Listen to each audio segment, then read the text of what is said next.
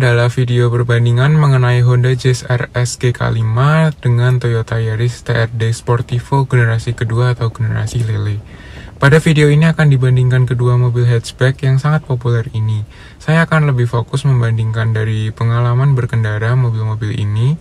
Untuk pembahasan fitur, desain, eksterior, interior, dan spesifikasi, bisa dicek di video review masing-masing mobil ini yang linknya ada di deskripsi.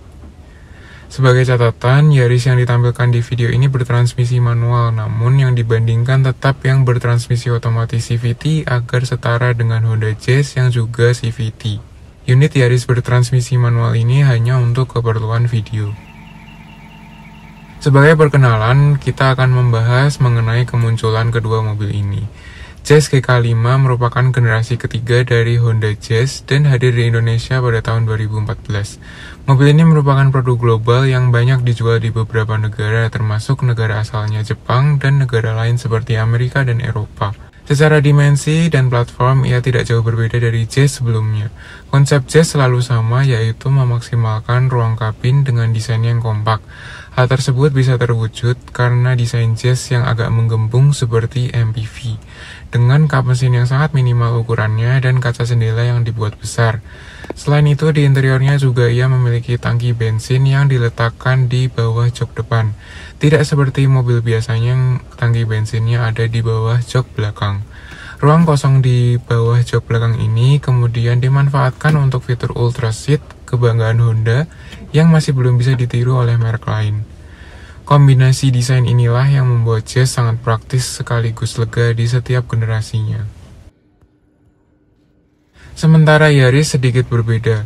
Yaris Lele atau Yaris generasi kedua di Indonesia ini diluncurkan di tahun 2014, nyaris bersamaan dengan Honda Jazz GK5 dan menggantikan Yaris sebelumnya yang sering disebut sebagai Yaris Bakpao. Namun Yaris Lele ini bukan penerus dari Yaris Bakpao sebelumnya.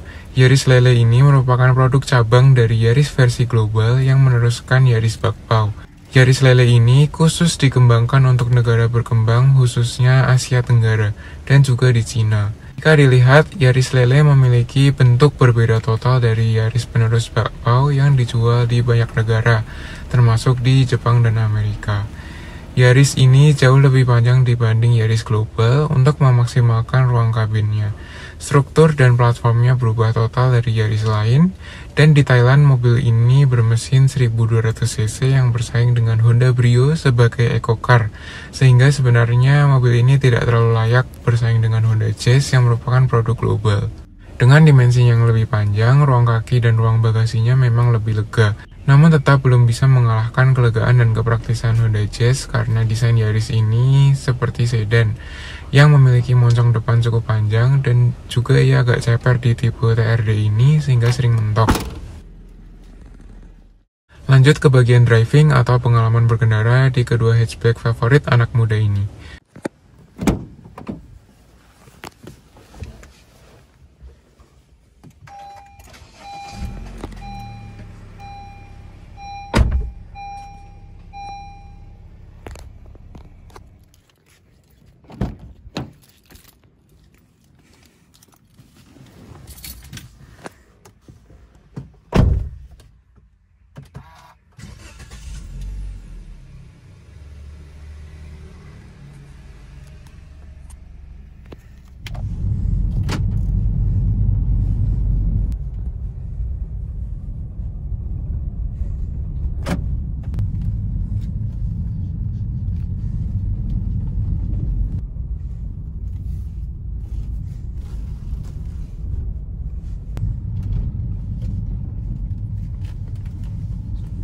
Kita bandingkan dari segi peredaman kabin, terasa Yaris lebih kedap dari Jazz. Saat berjalan, road noise-nya lebih minim, suara luar juga lebih teredam di Yaris walaupun tidak signifikan.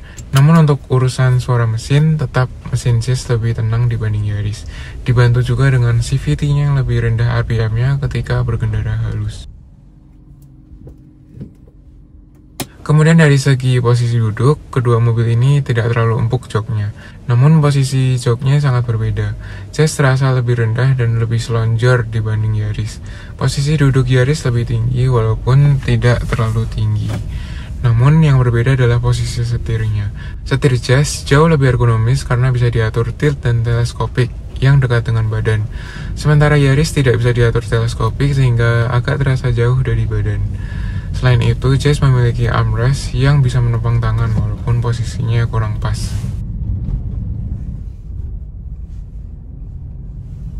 Masuk ke mesin, transmisi, dan performanya, kedua mobil ini sama-sama menggunakan mesin 1500cc dengan transmisi CVT, namun rasanya berbeda jauh. Jazz terasa hidup dan menyenangkan untuk dikendarai. Tarikannya sigap dan adaptif, bisa menyesuaikan dengan kebutuhan pengendara.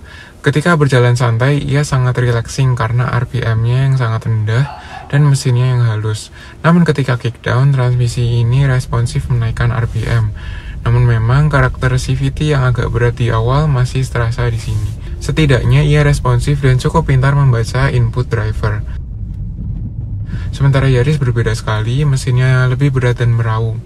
Secara figur tenaga memang tidak sebesar Jazz, namun perbedaannya cukup signifikan. Karakter CVT di Yaris juga tidak refine. Tetap halus khas CVT, namun RPM ini tidak bisa serendah di Honda. Rasa effortless kurang terasa di sini. Ketika kickdown masih lebih terasa selip transmisinya. Mengendarai Yaris ini terasa tidak menggugah dan tidak menyenangkan. Transmisi di Honda juga selangkah lebih baik karena punya pedal shift yang memudahkan untuk memilih gigi secara cepat. Sementara Yaris punya mode manual via tuas transmisinya. Namun tidak ada pedal shift sehingga butuh effort lebih banyak untuk memindahkan giginya. Honda juga masih punya mode S yang membuat karakter CVT-nya lebih responsif, sedangkan di Yaris tidak ada. Selanjutnya untuk handling, aspek ini akan sangat memengaruhi rasa bantu drive dalam sebuah mobil. Terlebih untuk hatchback seperti ini, yang memang diincar karena mudah dikendarai, lincah dan juga gesit. Handling kedua mobil ini juga terasa sangat berbeda. Yaris terasa malas, dan dimensinya yang panjang membuatnya tidak terlalu lincah. Setirnya agak berat namun hampa dan tidak direct sama sekali. Feel-nya tidak terkoneksi ke jalan, serta responnya tidak sigap. Belum lagi isu radio putar yang sangat dikeluhkan banyak pengguna mobil ini dan juga Sienta. Mobil ini tidak memberikan kestabilan dan kelincahan yang baik, tidak sesuai peruntukannya sebagai sebuah hatchback perkotaan. Handling Yaris bakpao sebelumnya memang tidak sebaik Jazz, namun di Yaris Lele ini lebih buruk lagi. Sementara di Jazz tetap membawa napas sporty khas Honda. Handlingnya sigap dan tajam. Setirnya memang enteng dan mini feedback, namun responsif dan membuat mobil ini lincah. Walaupun desainnya ala MPV, mobil ini terasa fun to drive dan jelas lebih enak dari Yaris. Body roll tidak sebaik Jazz sebelumnya, namun tetap lebih baik dari Yaris.